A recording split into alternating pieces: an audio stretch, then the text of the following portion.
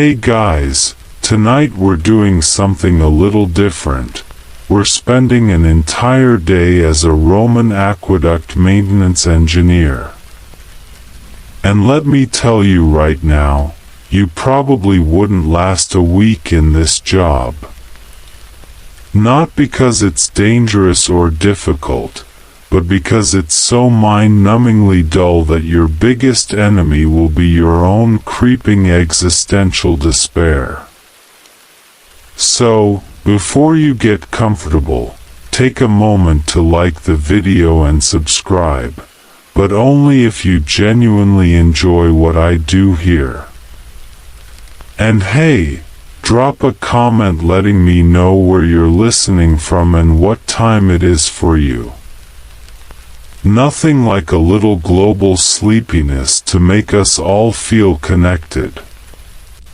Now, dim the lights, maybe turn on a fan for that soft background hum, and let's ease into tonight's journey together. Your day begins before dawn. Not because you're heroic or ambitious, but because Roman water regulations demand it. You're jolted awake by the last echoing plink of your clepsydra. That's a water clock, basically a leaky bucket with markings, telling you it's time to rise. No snooze button. No cozy 5 more minutes. Just the grim certainty that if you're late, some bureaucrat will dock your pay, and you already barely make enough to afford decent olive oil. You fumble with your sublegaculum, that's Roman underwear, a loincloth situation that never feels quite secure, and strap on your sandals. The leather's wearing thin, and you make a mental note to haggle for a new pair at the market, but let's be real, you've been making that note for 6 months. Stepping outside, the air is cool, the sky still dark. Somewhere in the distance, a dog barks. You yawn, stretch, and begin the trudge to the Aqua Claudia's nearest inspection point. Historians still argue whether Roman engineers were geniuses or just really stubborn, but one thing's certain, they built these aqueducts to last. Too bad maintaining them is like watching paint dry. If paint drying involved calculating water flow rates and yelling at apprentices for losing tools. Your stomach growls. Breakfast is the same as always, stale bread dipped in watered wine.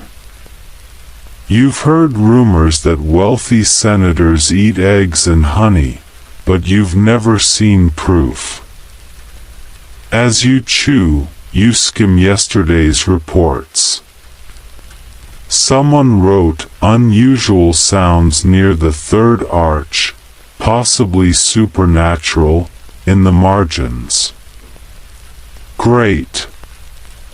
Either it's a ghost or, more likely, a loose pipe. You'll deal with it after the 10th cup of wine tonight. The uniform struggle is real. That linen tunic you hastily threw on. It's already riding up in uncomfortable places as you shuffle toward the aqueduct's administrative office. The morning chill makes you regret not grabbing your sagum cloak, but you know by midday you'll be sweating through the fabric anyway. Such is the glamorous life of Rome's most overlooked civil servant. Your first task awaits, the dreaded water report. A stack of wax tablets taller than your kneecaps glares at you from the corner of the dimly lit office. Each one records yesterday's flow measurements from different sections of the Aqua Claudia. The scribbles are barely legible. Some apprentice probably took these notes while half asleep. You sigh and reach for your stylus. As you cross-check numbers, you notice something odd. The Aqua Marcia's afternoon measurements show a 3% decrease in flow. Could be a leak. Could be someone upstream diverting water illegally. Or, most likely, could be Marcus in Sector 7 fudging his numbers again to cover for his long lunch breaks.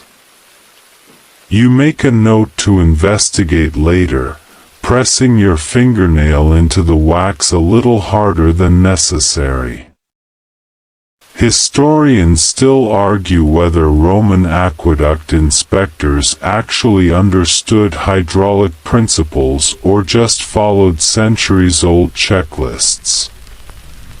Right now, you're leaning toward the latter as you copy the same measurements you've recorded every day this month onto a fresh tablet. The rhythmic scratching of stylus on wax is almost hypnotic. Your eyelids grow heavy. A sudden clatter jolts you awake. Your foreman, Lucius, has accidentally knocked over a pile of bronze piping fittings. Sleeping on the job again, Aulus, he smirks. You straighten up immediately, wiping a bit of drool from your chin. Just verifying the viscosity calculations, you mutter. Lucius snorts and tosses you a chipped cup of Posca, that vinegary soldier's drink that counts as your morning coffee. The quirky tidbit of your day. That wax tablet you've been working on contains 3 separate doodles of gladiators in the margins. You're not sure if they're yours from previous days or if some other board engineer left them. Either way, one of them has particularly nice shading. Breakfast is a sad affair. The bread's so stale you could patch aqueduct cracks with it. You dunk it vigorously in your Posca, watching the liquid slowly transform from wine to bread-flavored sludge. Nearby, 2 fellow engineers argue about whether Emperor Hadrian's new water tax is fair. You tune them out, your stomach's too empty for politics. The real breakfast entertainment comes from old Manius, the longest-serving aqueduct inspector in Rome. He's regaling the new apprentices with his favorite story, the Great Leak of 112 AD. Back in my day, he wheezes between bites of onion, we had real leaks. None of this piddly drip-drip nonsense. The Aqua Appia burst so hard it washed away 3 brothels and a senator's pet peacock. You've heard this tale 17 times. The number of washed-away brothels increases with each telling. Still, it beats actually working. You're about to ask for details, purely to prolong your break, when a runner bursts in, panting. Emergency at the Piscina Publica. The water's turned brown. Your heart sinks. This could mean A serious sediment buildup. B. someone dumped dye upstream. C. Most likely, some idiot threw a rotten carcass in the reservoir again. Lucius glares at you pointedly. There goes your peaceful morning. You grab your inspection rod and a handful of figs for the road. As you trudge toward the crisis, you pass a street vendor selling fresh honey cakes. The aroma taunts you. Maybe after you save Rome from brown water. Historians still argue whether Roman water quality standards were stricter than today's. Judging by the number of times you've seen public baths double as fishing ponds, you have your doubts. The inspection walk is the highlight of your day, not because it's interesting, but because it's the only time nobody expects you to actually do paperwork. You stroll along the towering arches of the Aqua Claudia, tapping each brick with your rod like some sleep-deprived musician. The rhythm is soothing. Tap tap, pause, tap tap tap. Halfway through your route, you encounter your nemesis, the Sector 12 sheep herd. Their woolly bodies block the maintenance path as they obliviously chew on weeds, and probably important official documents. The shepherd, a grizzled old Sabine, nods at you like you're old friends. You're not. His sheep have eaten 3 of your lunch sacks this month. Nice day for it, he says, as if you're both enjoying a leisurely stroll rather than doing your respective tedious jobs. You grunt in response and attempt to shoo the flock aside with your rod. One particularly bold you eyes the tool hungrily. You clutch it tighter. The mainstream historical fact you ponder today: Rome's aqueduct stretched over 500 kilometers total. That's 500 kilometers of cracks to inspect, leaks to patch, and sheep to avoid. Sometimes you wonder if the barbarians had the right idea. At least their water came with fewer bureaucratic headaches. Your quirky discovery today? Someone has carved "Tibribs was here" into the mortar of Arch 27. The carving looks decades old. You idly wonder who Tiberius was, and whether he regretted his career choices as much as you regret yours. As you round a curve, the city spreads out below you in all its smelly glory. From up here, the problems seem smaller. Then a pigeon defecates on your shoulder. Reality comes rushing back. Lunch break finds you perched on a sun-warmed aqueduct ledge, squinting at your pulse. That's Roman porridge, with the enthusiasm of a man reading his own death warrant. The gruel has developed an interesting skin on top. You poke it experimentally. It jiggles. Your dining companion is Gaius, the stonemason assigned to repair Arch 15's crumbling mortar. He's philosophizing between bites of garlic sausage. Why does he get sausage? Think about it, he says, waving his knife. Water doesn't care if it's flowing into a senator's villa or a public latrine. It just flows. You nod solemnly while discreetly scraping your pulse onto a nearby pigeon. Historians still argue whether Roman engineers understood fluid dynamics or just got lucky. As you watch your discarded lunch slowly ooze down the aqueduct wall, you're leaning toward "got lucky." The lunchtime gossip is particularly juicy today. Word is some patrician's daughter got caught bathing in the Aqua Virgo after hours.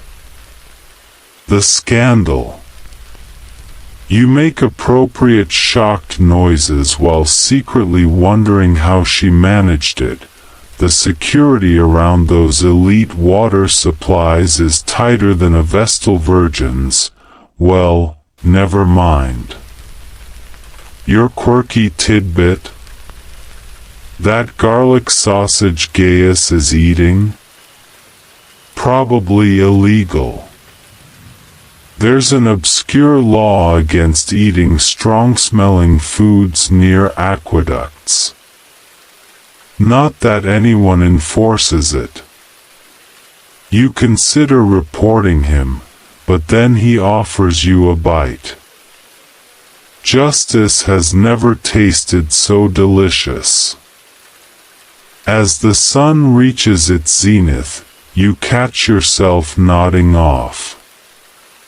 The combination of warm stone, full belly, and Gaius's endless monologue about the poetry of masonry is dangerously soporific. Just as your chin hits your chest. Aulus. Lucius's voice shatters your peace. Stop lounging and get to Sector 9. There's a puddle. Ah yes. The eternal excitement of aqueduct maintenance. The leak hunt begins with all the excitement of watching mortar dry. That suspicious puddle near Sector 9? After 3 hours of kneeling in damp gravel, poking at pipes with your rusty ferrum inspectionees, you've concluded it's either A minor junction seepage, most likely. B, an underground spring, unlikely. C, that same apprentice from yesterday emptying his bladder where he shouldn't, increasingly probable. You wipe sweat from your brow, leaving a streak of aqueduct grime across your forehead. The summer sun bakes the stone arches above you, turning this maintenance tunnel into what feels like Vulcan's armpit. Somewhere nearby, water drips in a slow, mocking rhythm. Drip, drip, drip. Historians still argue whether Roman lead pipes contributed to the empire's fall. Right now, you're more concerned with how this particular lead pipe contributed to your miserable afternoon. That greenish crust around the joint? Definitely not supposed to be there. You sigh and reach for your bag of quicklime, the Roman equivalent of duct tape for aqueduct repairs. The quirky discovery of the day comes when you chip away some calcified deposits and find a tiny terracotta figurine wedged in the pipe. It's a crude likeness of Neptune, probably tossed in by some superstitious worker centuries ago. You pocket it absently, maybe it'll bring better luck than your current amulet, a chipped fowlery your army veteran uncle gave you. As you smear lime paste over the leak, your mind wanders to the public baths. All those carefree citizens splashing about, blissfully unaware of the endless toil required to keep their water flowing. You imagine their shocked faces if they knew their luxurious soak began with you knee-deep in muck, swatting at mosquitoes the size of denarii. The thought brings a grim smile. Bureaucratic hell awaits in the form of Forma XII-B, the request for replacement pipe seal, non-emergency, scroll. You unroll it with the enthusiasm of a man preparing his own will. 7 feet of papyrus unfurl across your desk, each section requiring your full tripartite name, Aulus Claudius Festus. The exact lunar date, you guess. The pipe's location, biodometer measurement from the caput aquae. 3 separate witness seals. Good luck finding colleagues sober enough to sign. Your stylus hovers over the reason for request section. Because the old one crumbled like a vestal's resolve during Saturnalia, seems inadvisable. You settle for material fatigue due to prolonged aqueous exposure. Bureaucratic Latin for, this thing's older than my grandfather. The mainstream historical fact you contemplate, Rome's water system employed over 700 aquarii like yourself. 700 souls pushing paperwork, counting drips, and dreaming of better careers. Maybe you should have apprenticed with Uncle Gaius the gladiator after all. At least his workplace had shade. Your quirky tidbit comes when you discover someone has doodled racing chariots in the margins of your form. The artist even labeled them Red Team and Blue Team, proof that even Roman bureaucrats procrastinated. You add a tiny green team chariot for good measure before remembering this document goes to the curator of quorum's office. Oops.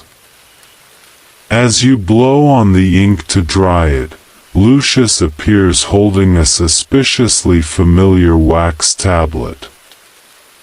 Care to explain, he says slowly, why your urgent repair request from yesterday includes a detailed sketch of your lunch? The foreman's rant begins, as always, with "back in Trajan's day." You brace yourself against the nearest column as Lucius launches into his well-worn tirade, spittle flying like a malfunctioning fountain. We didn't have these fancy bronze calipers you youngsters rely on. We measured pipe gradients by eye.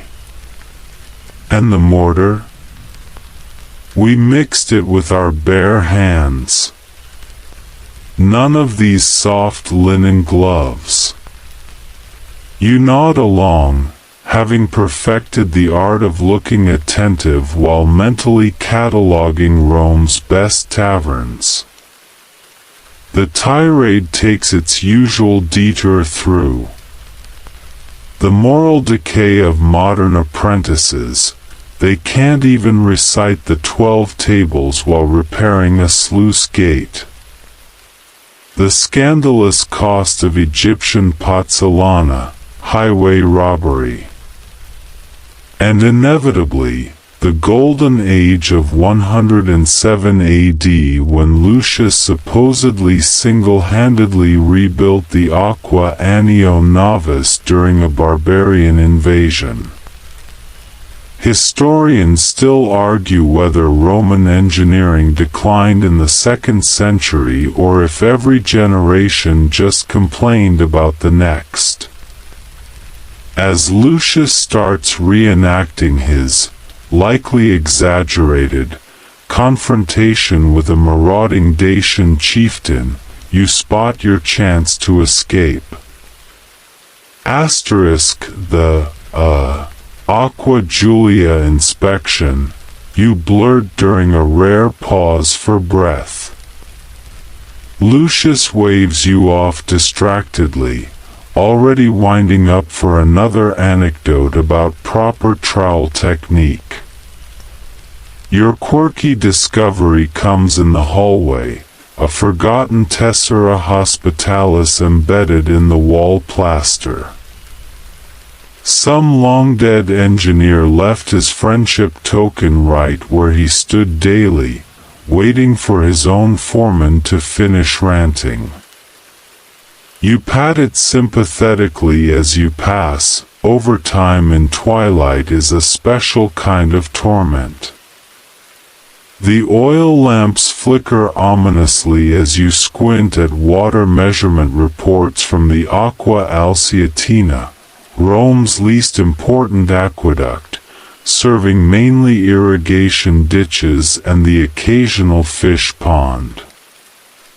Your stylus squeaks across the wax tablet as you transcribe numbers that haven't changed meaningfully in a decade. Somewhere in the distance, an owl hoots. Or maybe it's your stomach. Dinner was another underwhelming affair of boiled farro and questionably fresh garum. The mainstream historical fact you mull over: Roman engineers achieved a mere 0.3% gradient on some aqueducts. That's a drop of just 3 meters per kilometer.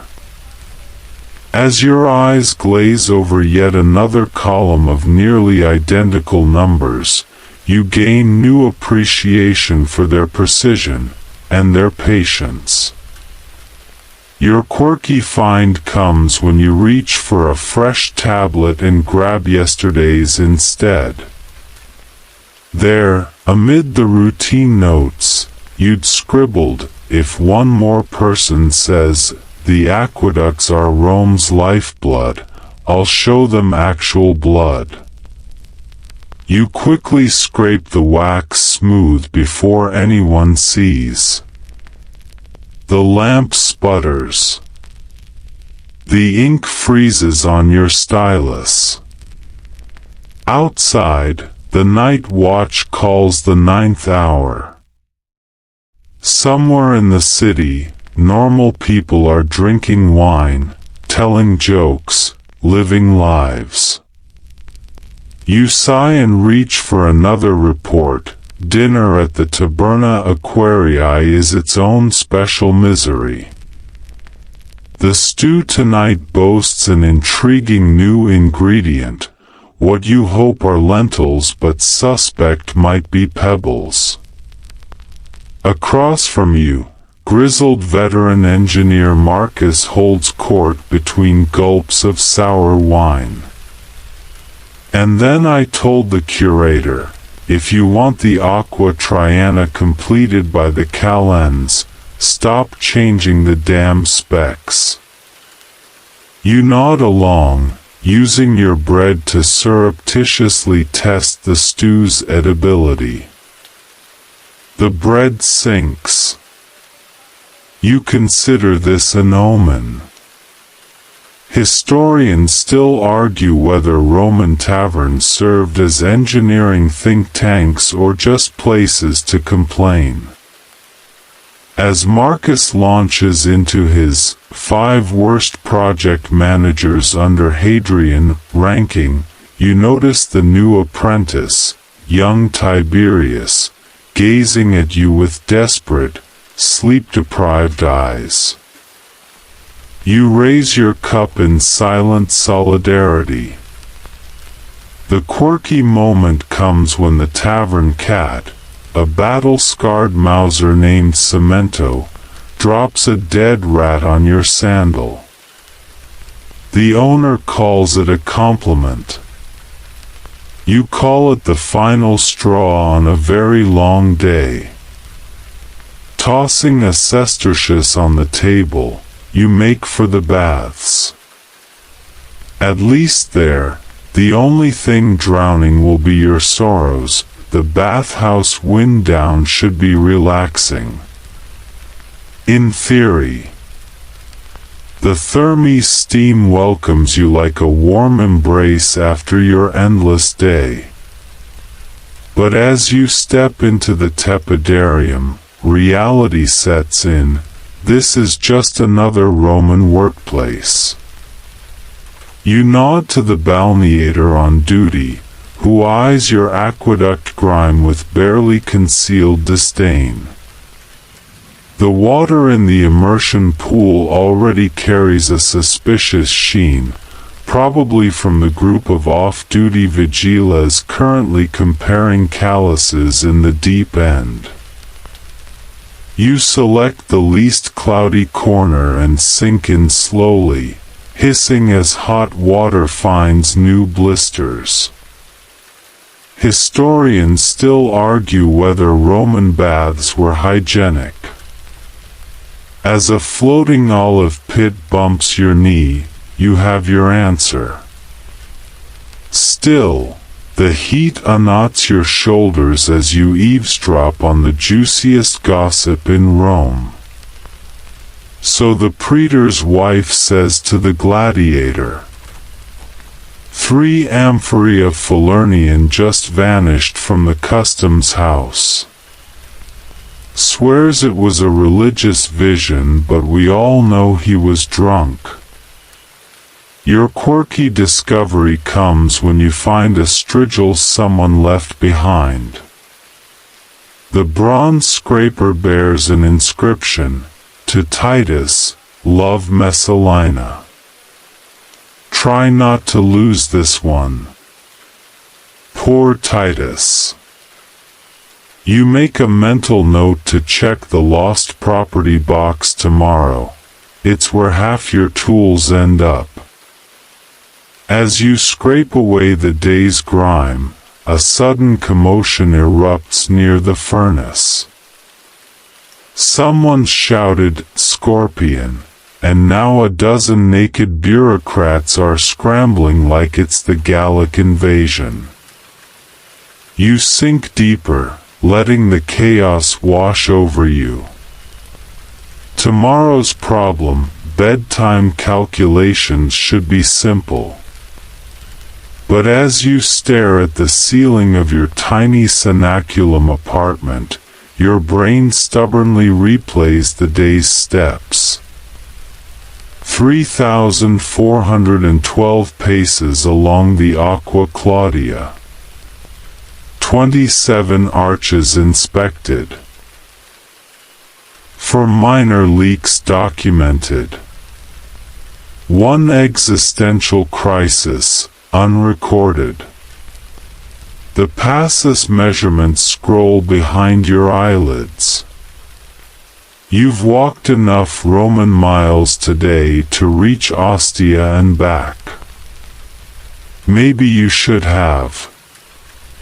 At least the sea breeze might have washed away this relentless monotony. Historians still argue whether Roman engineers understood ergonomics. Your aching knees suggest they did not. You shift on your straw-stuffed mattress, dislodging a particularly vengeful feather that's been poking your thigh since the 3rd hour. Your quirky nighttime realization. That rhythmic dripping from your roof gutter matches the cadence of the Aqua Marcia's worst leak. Even in sleep, your job mocks you.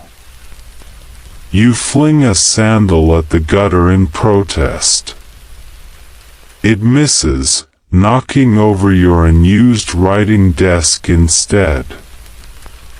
Tomorrow's problem, dreams of promotion dance through your wine-fogged mind.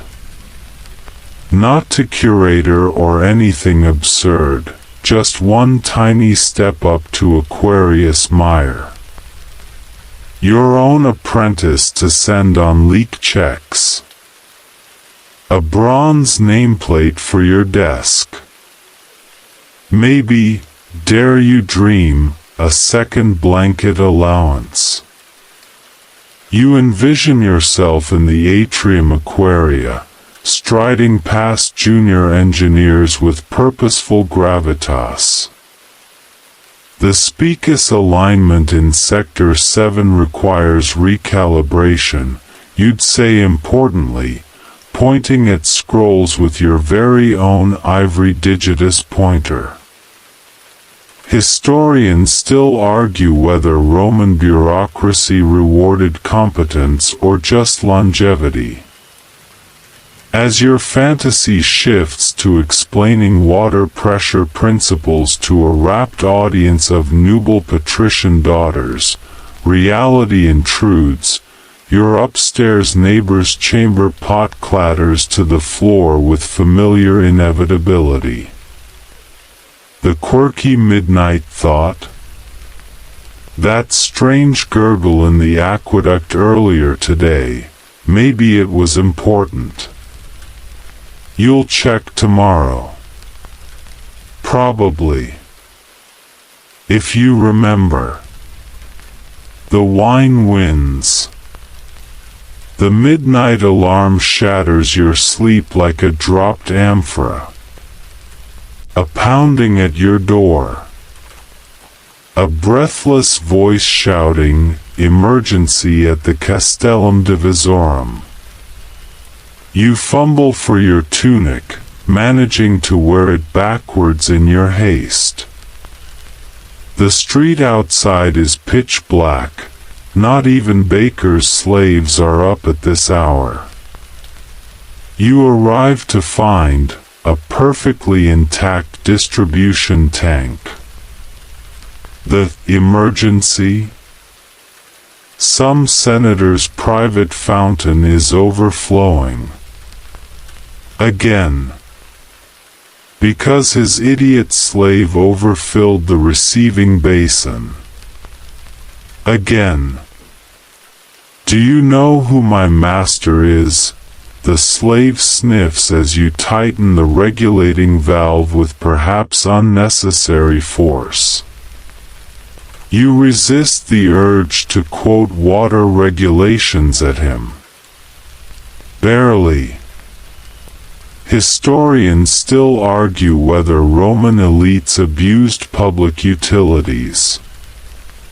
Staring at this gilded private pipe branching illegally from the main line, you could write a thesis. The slave huffs away as you take petty satisfaction in adjusting his flow rate to barely trickle. Your quirky discovery? The night watchman's abandoned dice game. The bones show Venus throw, lucky for someone.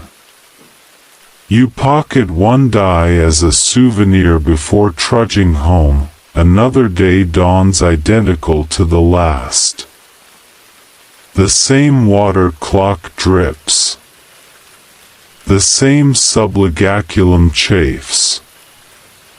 The same stale bread awaits. As you step into the street, a light rain begins, nature's cruel joke on a water engineer. The Aqua Claudia arches loom ahead, eternal and unchanging. Somewhere in the city, poets write of Rome's grandeur. Gladiators train for glory. Senators plot for power. You count bricks. Because Rome's thirst never sleeps. Word count, 1025. 300-word wind down. And so we leave our Roman aqueduct engineer to his endless cycle, the slow, steady rhythm of maintenance that keeps an empire flowing. There's a quiet dignity in his persistence, a soothing predictability to these daily struggles that will never appear in history books. As your eyelids grow heavy, imagine those ancient arches standing firm through centuries. The gentle drip-drip of water finding its way.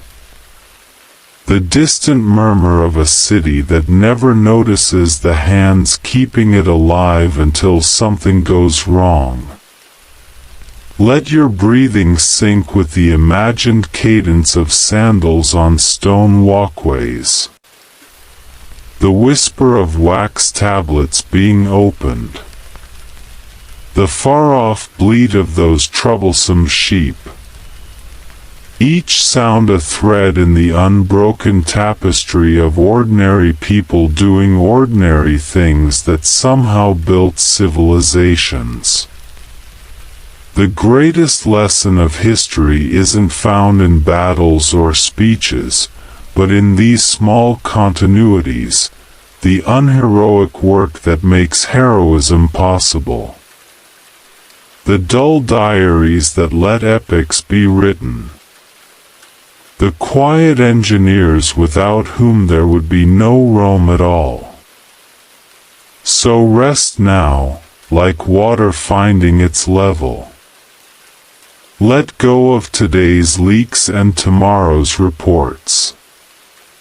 The aqueducts will endure.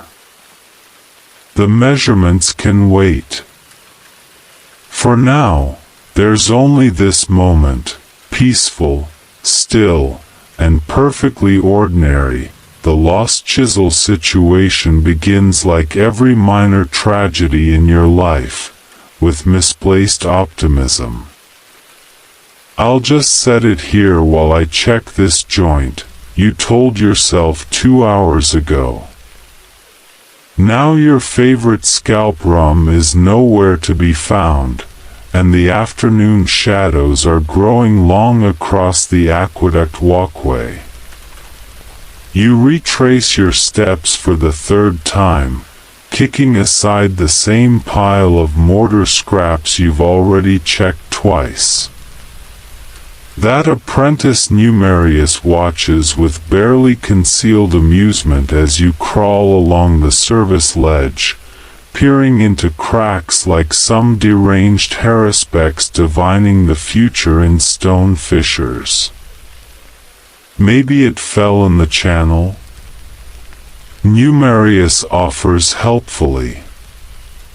You glare at him. The thought of your prized chisel, the one with the perfectly worn oak handle that fits your calluses just right, tumbling toward some oblivious fish pond in the Subura makes your eye twitch. Historians still argue whether Roman tools were standardized. As you compare your remaining chisels, too new, too thick, all wrong, you could write a dissertation on the personal relationship between craftsman and implement. Your quirky discovery comes when you upturn your tool bag in frustration. Out tumbles 3 wax tablets, all blank. A suspiciously soft apple. 1 denarius, stuck to the apple. And nestled in the lining, your chisel. Right where you left it this morning. Numerius coughs Senex under his breath. You choose to ignore this. The important thing is that tomorrow's brick chiseling won't be a complete misery. Though you might need a new apple, the innovative idea strikes you like a poorly balanced load of bricks. As you watch two laborers struggle with a cracked fistula pipe, it seems obvious. If they angled the replacement piece before applying the mortar, they wouldn't need 3 men and a donkey to force it into place. You clear your throat importantly. Have you tried? No. Foreman Lucius doesn't even look up from his scroll. The laborers continue grunting as the pipe stubbornly refuses to cooperate. A vein pulses in your temple as you watch them solve the problem the traditional Roman way, by throwing more manpower at it until something gives. Historians still argue whether Roman engineering stagnated due to bureaucracy or cultural conservatism. As a fourth worker joins the fray and someone suggests sacrificing a chicken, you're leaning toward the latter. Your quirky observation comes when you notice the pipe's maker's mark, a grinning satyr face. The same foundry supplied the leaky joint in Sector 5 last month. You make a mental note to complain to the Collegium Fabrum, then immediately forget as Lucius shouts for you to stop philosophizing and hold this damn ladder. The mainstream historical fact you ponder while steadying the wobbling ladder: Rome's aqueducts used enough lead pipe to circle the globe twice. At this moment, you believe every inch of it is personally testing your patience. The tavern whispers tonight are particularly juicy. You slide onto your usual bench at the Ad Aquas just in time to hear Marcus the stonemason hiss. And then the aedile's wife walked in wearing nothing but gilded. You lean in eagerly, your sore muscles momentarily forgotten. The Posca in your cup suddenly tastes finer than Falernian as the story unfolds. Some scandal involving a misplaced toga, 3 Nubian flute girls, and allegedly Emperor Hadrian's favorite greyhound. Historians still argue whether Roman gossip influenced political outcomes. As you mentally catalog details to share tomorrow with the clerks, you realize you're essentially participating in the 2nd century equivalent of the Acta Diurna. Just with more wine stains and less editorial oversight. Your quirky discovery comes when you find a love poem scratched into the table's edge. The handwriting matches Tiberius the Apprentice's reports. You discreetly cover it with your wine cup. Some secrets are too precious to share, even in exchange for another round. The mainstream historical reality check? That scandalous story probably grew from something as mundane as a dropped laundry basket. But you'll be damned if you're not telling the version with the greyhound at tomorrow's inspection. The dinner dilemma presents itself with depressing familiarity. The cook at your usual stall holds up 2 equally dubious options. Garum stew with extra garum, she announces, sloshing a ladle of something that glistens ominously in the torchlight. Or bread. Again. You sigh.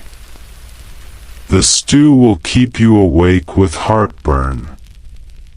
The bread will keep you awake with hunger pains. A true philosopher's choice. Historians still argue whether Roman garum was delicious or just ancient MSG. As you watch a brave customer dip his bread into the stew, which immediately disintegrates, you have your answer. You point to the bread. Again. Your quirky consolation comes when the cook's daughter slips you an extra figure. For the nice aqueduct man, she whispers. It's the most affection you've received all week, and the fig is only slightly squished. The mainstream historical fact you chew over. Average Romans consumed up to 2 pounds of bread daily. As you gnaw your way through another loaf that could double as building material, you wonder if this explains the empire's dental records. The midnight alarm comes too soon. You've barely sunk into your straw mattress when pounding shakes your door. Aulus. The aqua Virgo's running brown again. You groan into your pillow. Not the Virgo, that's the patrician's favorite water line. Which means this emergency will involve at least one overdressed official hyperventilating about his precious rose gardens. Historians still argue whether Roman water quality declined over time. As you fumble for your sandals in the dark, stepping on something cold and suspiciously damp, you suspect the real question is whether anyone ever actually cleaned these pipes. Your quirky midnight realization. That terracotta Neptune figurine you found weeks ago is still in your belt pouch. Maybe it's time for some divine intervention. You give it a quick rub for luck before heading out, right into a puddle that definitely wasn't there earlier. The mainstream historical irony. While you slosh toward another sleepless night, some senator is probably complaining about water pressure in his private baths. Somewhere, a philosopher is writing about the nature of justice. You'd write a satire about it, but you're too busy fishing leaves out of a sedimentation tank. The dream of promotion evaporates like morning mist off the Tiber as you arrive at the atrium Aquaria to find the Aquarius Mire position has been given to Claudius Drusus.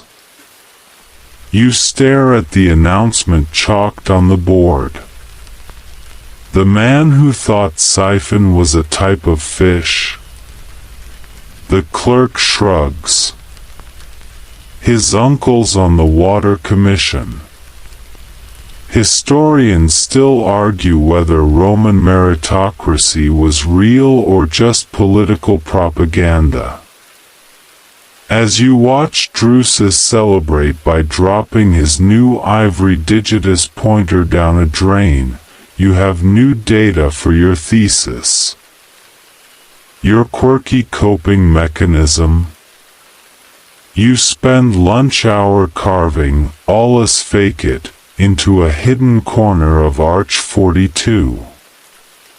Future archaeologists will either interpret this as a territorial claim, a cry for help, evidence of rampant workplace boredom. The mainstream historical perspective. At least you're not the apprentice currently being yelled at for using official wax tablets to sketch gladiator fanfiction. Small comforts, the rainy day brings unexpected respite. Torrents pour from lead gutters, turning Rome's streets into miniature aqueducts. Your morning inspection consists of standing under a colonnade watching nature do your job for you. "Shouldn't we check the overflow channels?" asks Numerius, already knowing the answer.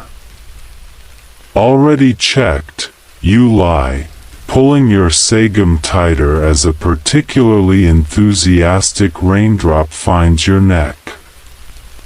All flowing as designed. Historians still argue whether Roman engineers accounted for climate variability. As you watch an ambitious frog attempt to climb the Aqua Appia, you're pretty sure some things were left to the gods. Your quirky observation: the rain reveals what years of surveys couldn't. Every single crack and uneven stone in the pavement becomes a tiny watercourse. It's like the city is mapping its own flaws in liquid real-time. You make mental notes between yawns. The mainstream historical irony? Today, for once, all of Rome's water is exactly where it's supposed to be, everywhere except the aqueducts. The festival distraction turns your routine inspection into an obstacle course. Somewhere beyond the arches, a procession for Flora winds through the streets, drums pounding, revelers shrieking, and at least one over-enthusiastic Tiburon player murdering what might be a hymn to Ceres. "Can't concentrate with that noise," shouts old Manius, as if the festival organizers should have consulted the aqueduct maintenance schedule. Historians still argue whether Roman festivals strengthened social bonds or just provided excuses for public drunkenness. As a flower crown sails over the aqueduct walls to land in your inspection channel, you note it's probably both. Your quirky find? The water carries scattered rose petals, someone's lavish offering to the gods now clogging your sediment screens. You pluck one from a grate and tuck it behind your ear. Let the foreman complain about that in the reports. The mainstream historical reality? Tomorrow, some clerk will blame unusual particulate matter on seasonal atmospheric conditions, rather than admit Bacchus messed with the water supply. The lost courier situation unfolds with predictable bureaucracy. You've been waiting since noon for the tabularium runner with the revised pipe specifications. As sunset paints the bricks pink, you realize he's definitely lost. He's probably drinking with that flute girl from the festival. You'll be the one blamed when the repairs are delayed. Historians still argue whether Rome's messenger system was efficient or just chronically underpaid. As you watch a street cat outrun what might be your courier, or just a particularly fast slave, you're developing theories. Your quirky solution? You draft the report anyway, inventing specifications you're pretty sure don't violate any known laws of hydraulics. If anyone complains, you'll blame the courier's ghost. The mainstream historical lesson? Always get confirmation in writing. Or better yet, in stone. preferably carved by someone who won't vanish before lunch. The bureaucrat's visit begins with the ominous polishing of bronze nameplates. The curator Aquarum's assistant is touring the Aqua Claudia today, which means suddenly everyone remembers proper safety protocols. 3 separate tools have been borrowed from your kit. That suspiciously comfortable chair in the records room has vanished. Ah, Aulus. Lucius claps you on the shoulder with uncharacteristic warmth. You'll accompany young Decimus here on his inspection, won't you? Historians still argue whether Roman inspections improved infrastructure or just created paperwork about paperwork.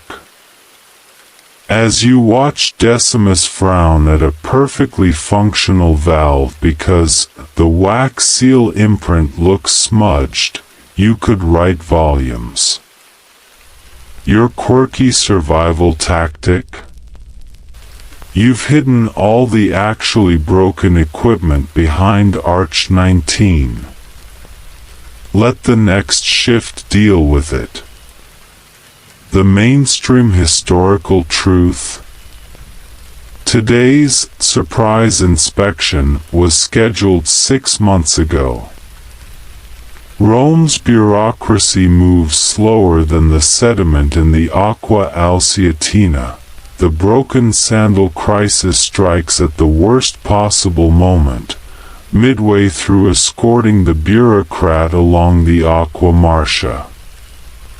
1 minute you're explaining flow rates, the next you're doing an impromptu impression of a stork as your left sole flaps loose. Perhaps, footwear maintenance should be added to the inspection regime. Decimus sniffs, eyeing your now useless sandal like it's a personal moral failing.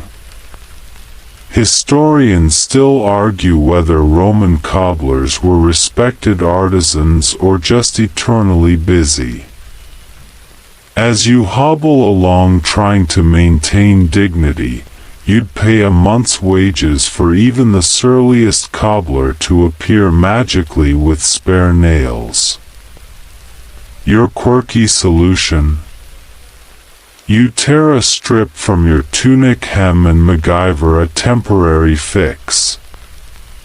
The look of horror on Decimus's face as you defile official work garments is almost worth the coming reprimand. The mainstream historical footnote? This is why sensible engineers kept spare sandals in their field kits. Along with extra wax tablets, emergency rations, and probably that chisel you're still occasionally searching for, the urgent memo arrives via a panting slave who nearly collapses at your feet. You unroll the scroll with trepidation, expecting news of some catastrophic pipe burst. The contents? Reminder, quarterly Aqueduct Maintenance Symposium moved to the Ides instead of the Calends. Lunch will be provided. Kindly bring your own drinking cup.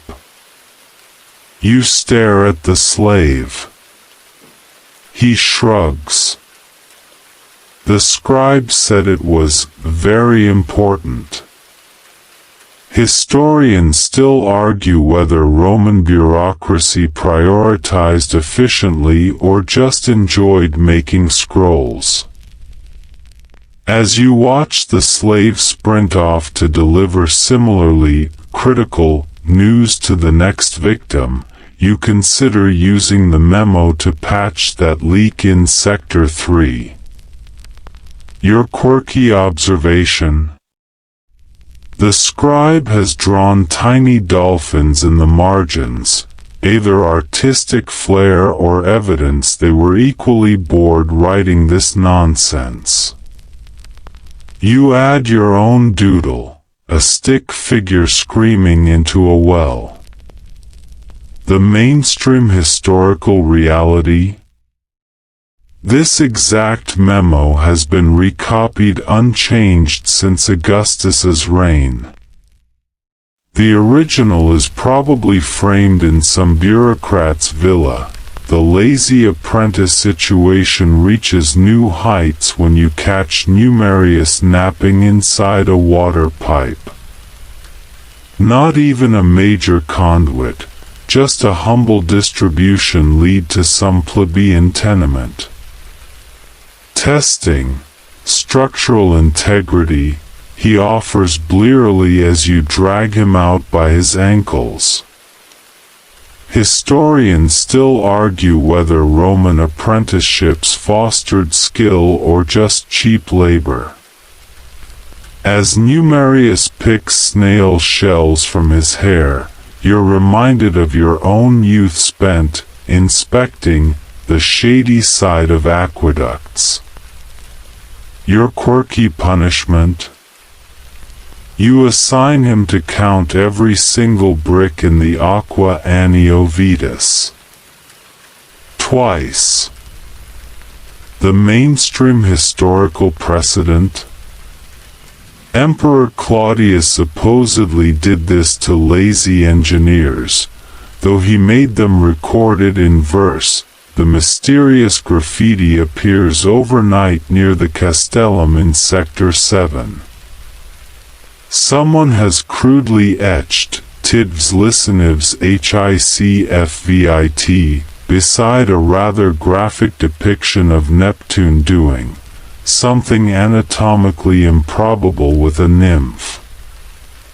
Art, declares the stonemason Gaius when you show him. The people's voice. Vandalism, grumbles Lucius. 3 days cleaning duty for whoever finds the culprit.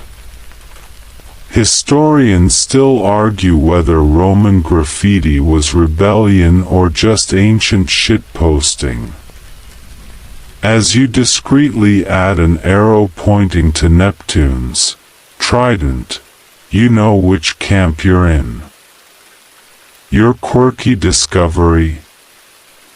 The artist signed their work with the same hand that drew those racing chariots on your reports last week. The mystery deepens, the heat wave turns your daily inspection into a slow roast.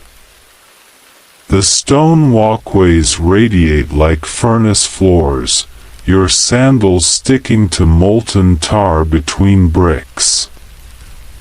Even the water in your skin tastes warm.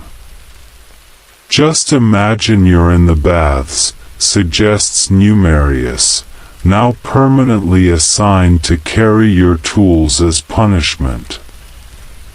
Baths have shade, you mutter, wiping sweat from your eyes. It immediately reappears.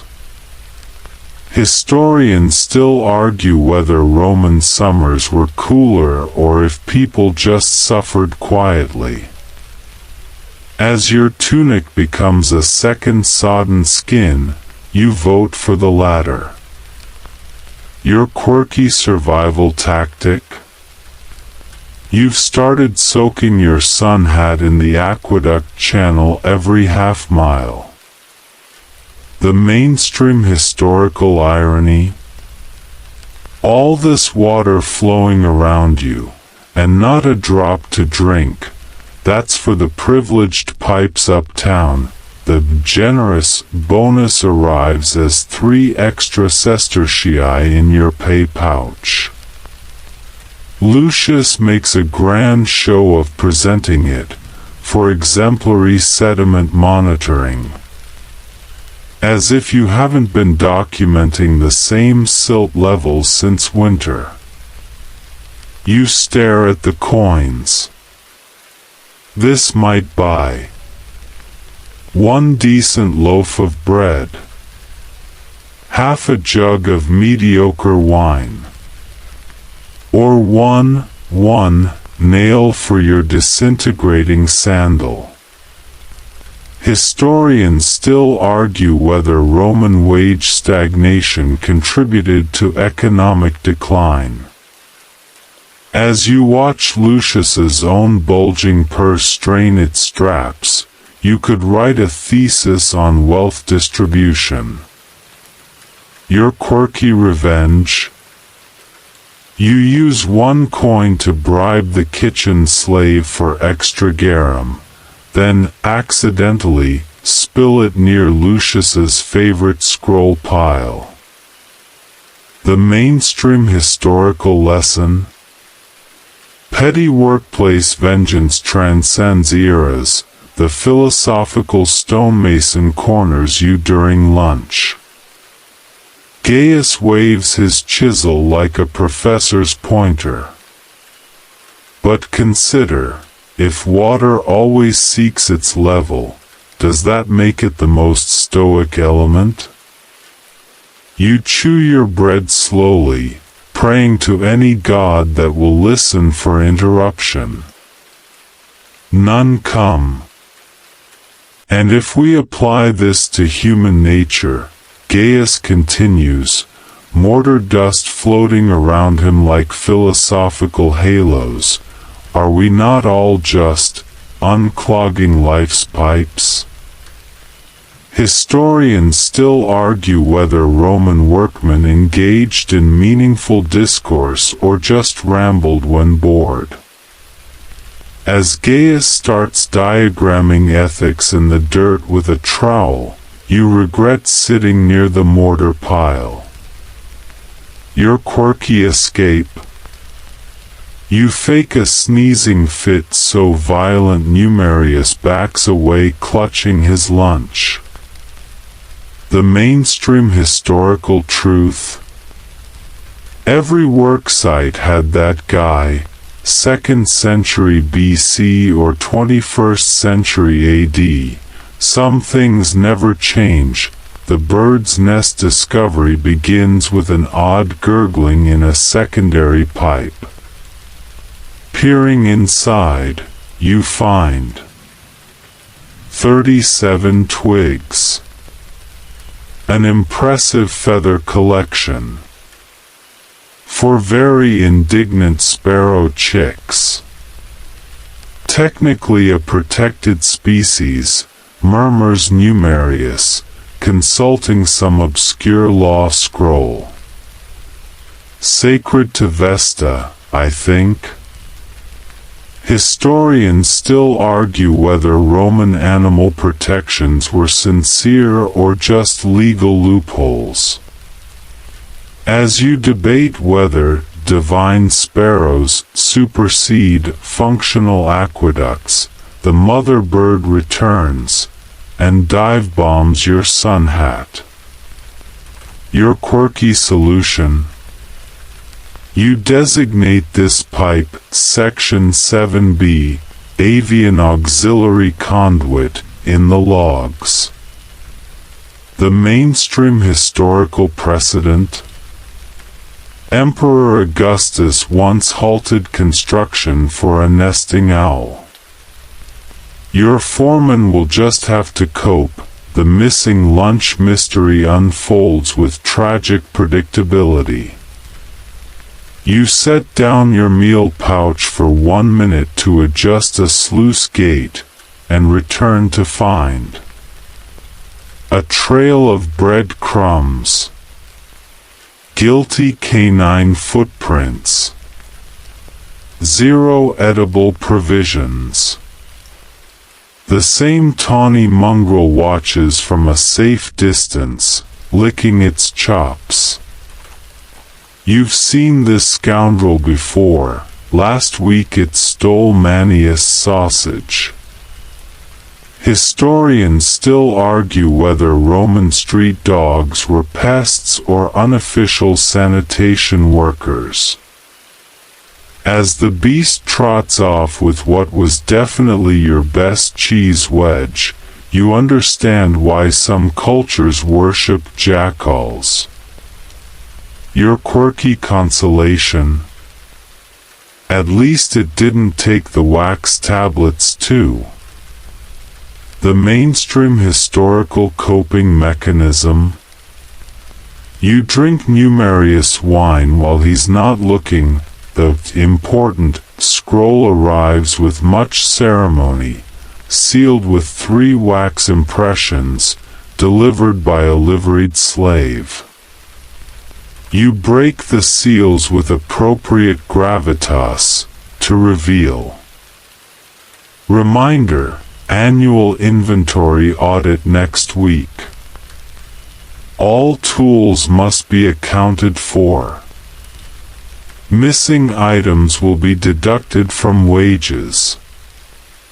You glance nervously at the chisel you lost last month.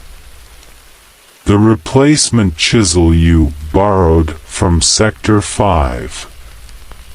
That one really nice trowel that just appeared in your kit one day. Historians still argue whether Roman accounting practices prevented theft or just inspired creative documentation. As you begin drafting explanatory notes, you realize you're essentially continuing a millennia-old tradition. Your quirky solution? You discover all missing tools miraculously lodged in the same forgotten supply closet. The mainstream historical truth?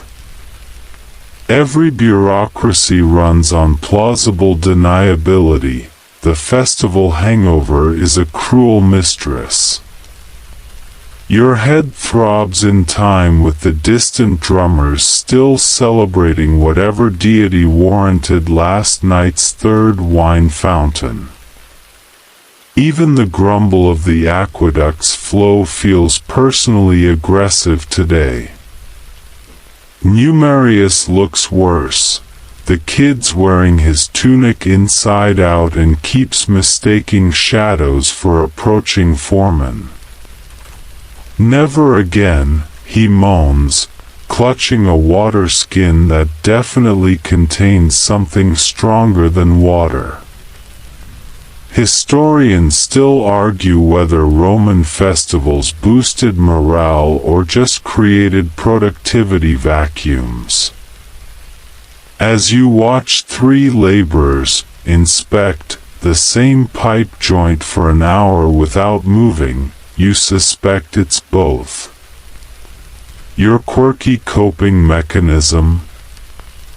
You've lined your sun hat with mint leaves stolen from a temple planter. The mainstream historical remedy? What doesn't kill you makes you dread next year's festival slightly less. The broken abacus disaster strikes during peak water calculations.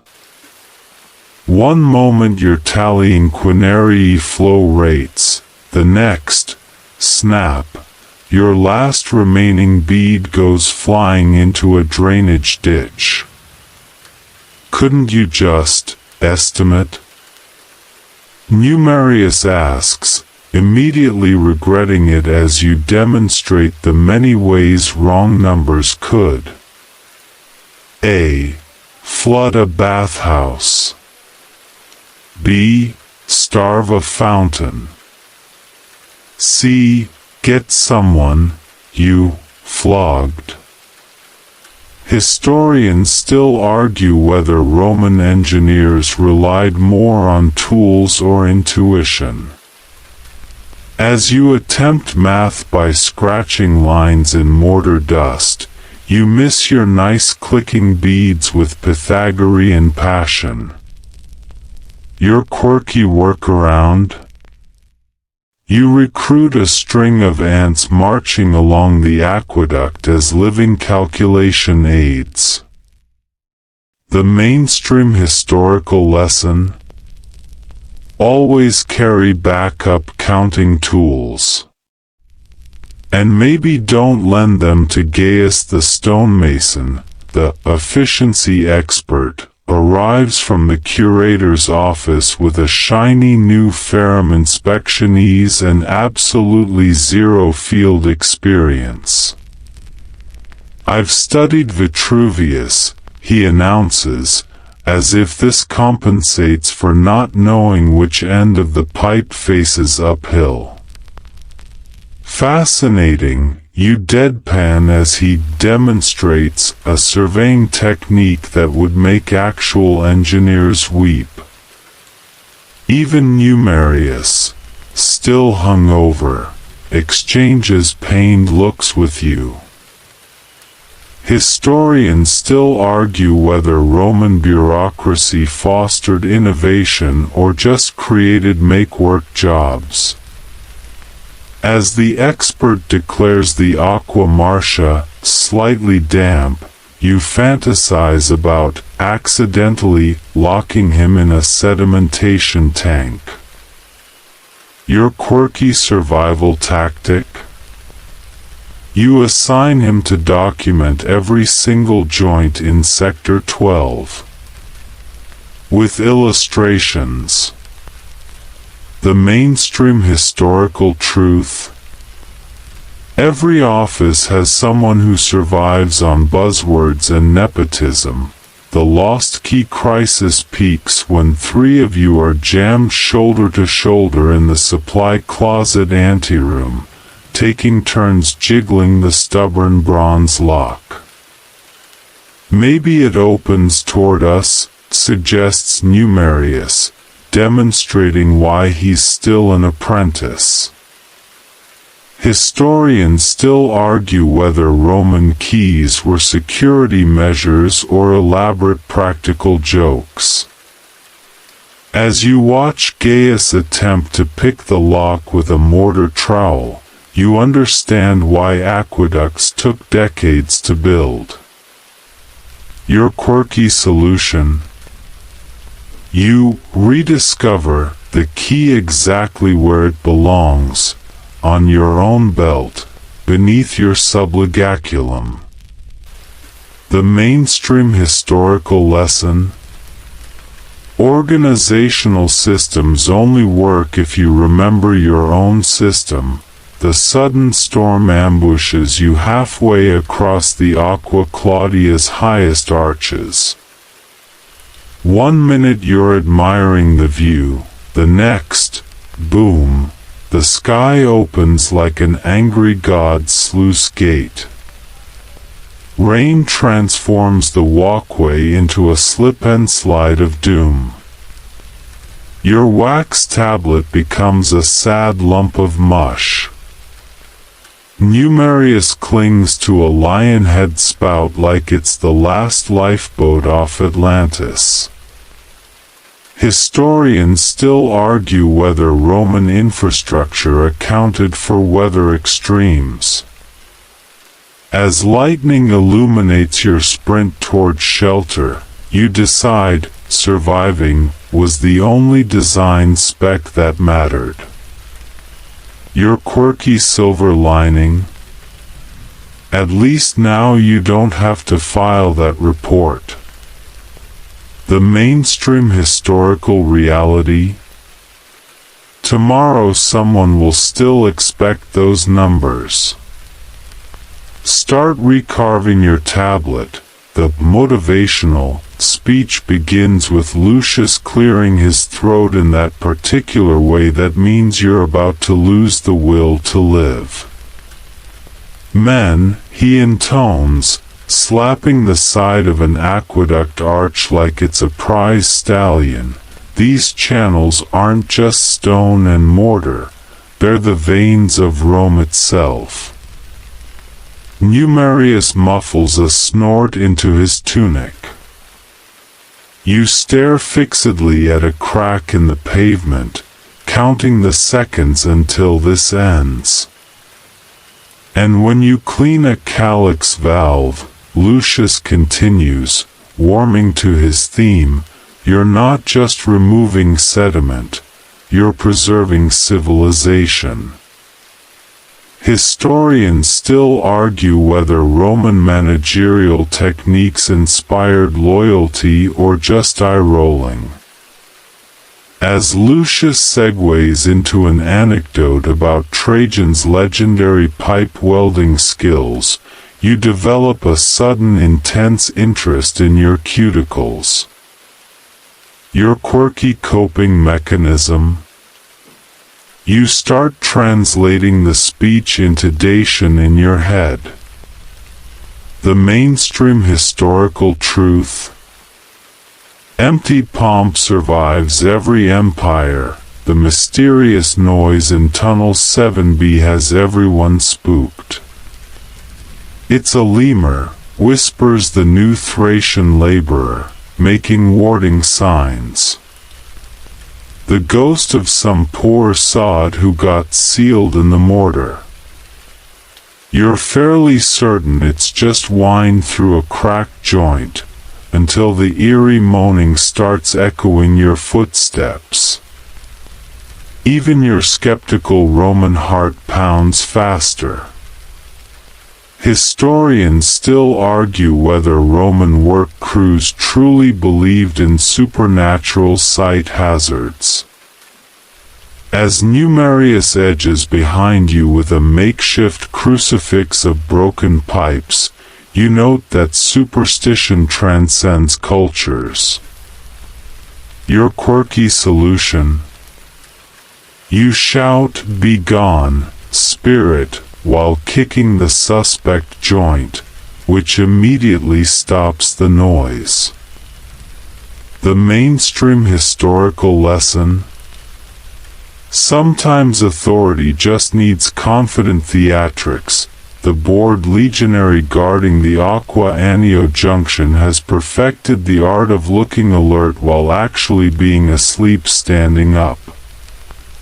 You watch his helmet tilt slowly forward, pause, then snap back upright every few minutes like a well-trained donkey. Riveting work, you ask, just to see him jerk awake. Could be worse, he admits, rubbing his neck. Could be guarding grain shipments in winter. Historians still argue whether Roman military postings fostered discipline or just creative napping. As the legionary demonstrates how to lean on a spear at the perfect dozing angle, you gain new respect for the empire's defenders. Your quirky discovery. His scutum shield bears a crudely drawn tally of days without barbarians, 217. The mainstream historical truth. Even Rome's mighty war machine ran on boredom. The dullest party in Rome unfolds at the Collegium Equorum's annual banquet. You're trapped between a septuagenarian discussing pipe alloys in excruciating detail, a clerk who keeps reciting water law statutes from memory, and a platter of suspiciously gray meridum dip. And that's why the Lex Quinctia mandates a 5-foot clearance for all secondary channels. The clerk continues, oblivious to your dying internal screams. Historians still argue whether Roman professional gatherings advanced knowledge or just provided free wine. As you watch Gaius the stonemason challenge someone to a mortar mixing contest, you suspect it's both. Your quirky escape. You volunteer to check on the kitchen staff and never return. The mainstream historical lesson. Networking tastes better with enough Falernian. The secret shortcut proves anything but. what should have been a 20-minute walk to the Piscina Publica has somehow turned into an hour-long odyssey past 3 suspiciously similar-looking temples, a goat that may be stalking you, and what you swear is the same bread stall 3 times. Are we lost? Numerius asks, stating the painfully obvious. Historians still argue whether Roman urban planning was logical or just accumulated chaos. As you consult a sundial that's been lying since Nero's reign, you understand why most engineers stuck to main roads. Your quirky discovery? The shortcut passes right by your favorite clandestine wine shop. The mainstream historical solution? You buy 2 jugs, one for navigation assistance, one for drowning your shame. The final report of the season looms like Hades' gates. 12 feet of scroll unfurl across your desk, demanding flow rate averages, adjusted for festivals. Structural integrity assessments, in quadruplicate. And, because the gods hate you, illustrated diagrams. Make it look impressive, Lucius advises, demonstrating why he's management material. The curator never actually reads these. Historians still argue whether Roman record-keeping preserved knowledge or just created archival landfill. As you spend 3 hours perfecting a single decorative border, you feel the ghost of some long-dead clerk nodding in approval. Your quirky rebellion? You slip a tiny doodle of Lucius as a satyr into the margin. The mainstream historical truth?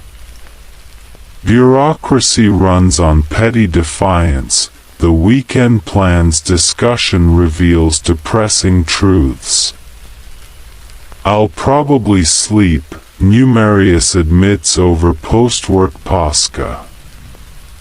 Same, grunts Marcus the stonemason. Need to fix my roof, you add, realizing your big excitement is home maintenance. Historians still argue whether Roman work-life balance existed. As the conversation devolves into comparing back pain remedies, you note some things never change across millennia. Your quirky consolation? At least your roof tiles came from that sketchy dealer near the circus. They're stamped with chariot racing results. The mainstream historical reality? Leisure is relative when you're born into the wrong social tier. The never-ending cycle concludes where it began, with a dripping water clock jolting you awake before dawn. The same tunic. The same sandals. The same bread crust breakfast. As you trudge toward the aqueduct, Rome stirs around you in its eternal rhythms. Bakers pulling loaves from ovens. Shopkeepers haggling with early customers. And somewhere, some poor bastard starting his first day as an aqueduct inspector. Historians still argue whether Roman society valued progress or continuity. Watching the sunrise gild the same arches you've walked for years, you finally understand, it was never about moving forward. Just keeping the water flowing, and so we leave our Roman aqueduct engineer to his eternal routine, the quiet heroism of maintenance in an empire obsessed with glory. There's comfort in these cycles, in knowing the arches will still stand tomorrow, the water will still flow, and the work, always the work, will remain. Let your breathing slow to match his measured paces along ancient stones. The distant bleat of those troublesome sheep. The whisper of wax under stylus. The occasional plink of a water droplet finding its way home. Modernity fades. There's only this, the soft hum of history's background players, the unsung keepers of civilization's pulse. No fanfare marks their passing, no epics record their names. Just the quiet certainty that without them, the fountains would run dry.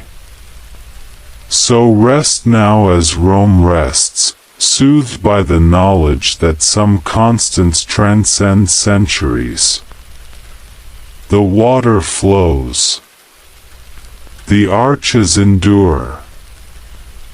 And somewhere, always, another ordinary soul walks the same path, keeping the world running while everyone else looks the other way. The weekend reality sets in like a poorly mixed batch of mortar. You wake without a water clock's alarm, yet your body stubbornly keeps the same schedule. The luxury of sleeping past dawn is ruined by your own traitorous rhythms. Outside your window, actual civilians enjoy their leisure, children playing tolly in the street, a neighbor leisurely repairing his sandal without urgency, some fool actually singing while fetching water. You scowl at them all through the shutters. Historians still argue whether Roman workers truly disconnected from their labors. As you catch yourself mentally calculating the gradient of the street's runoff channels, you have your answer. Your quirky rebellion. You attempt to lounge in your subligaculum like the Greeks do in their paintings. It's less philosophical repose, and more itchy sprawl. The mainstream historical truth. Some jobs colonize your brain worse than any empire. The never-ending cycle concludes where it began, with a dripping water clock jolting you awake before dawn. The same tunic. The same sandals. The same bread crust breakfast. As you trudge toward the aqueduct, Rome stirs around you in its eternal rhythms. Bakers pulling loaves from ovens. Shopkeepers haggling with early customers. And somewhere, some poor bastard starting his first day as an aqueduct inspector. Historians still argue whether Roman society valued progress or continuity. Watching the sunrise gild the same arches you've walked for years, you finally understand, it was never about moving forward. Just keeping the water flowing, and so we leave our Roman aqueduct engineer to his eternal routine, the quiet heroism of maintenance in an empire obsessed with glory. There's comfort in these cycles, in knowing the arches will still stand tomorrow, the water will still flow, and the work, always the work, will remain. Let your breathing slow to match his measured paces along ancient stones. The distant bleat of those troublesome sheep. The whisper of wax under stylus. The occasional plink of a water droplet finding its way home. Modernity fades. There's only this, the soft hum of history's background players, the unsung keepers of civilization's pulse. No fanfare marks their passing, no epics record their names. Just the quiet certainty that without them, the fountains would run dry. So rest now as Rome rests, soothed by the knowledge that some constants transcend centuries. The water flows. The arches endure. And somewhere, always, another ordinary soul walks the same path, keeping the world running while everyone else looks the other way. Thank you so much for listening to tonight's story. If you enjoyed this gentle journey through the past, we'd love it if you gave the video a like and subscribe to the Dozing Historian. It helps us keep making cozy, sleepy history content, and you'll be the first to know when a new episode drifts in. Sleep well, and we'll see you next time.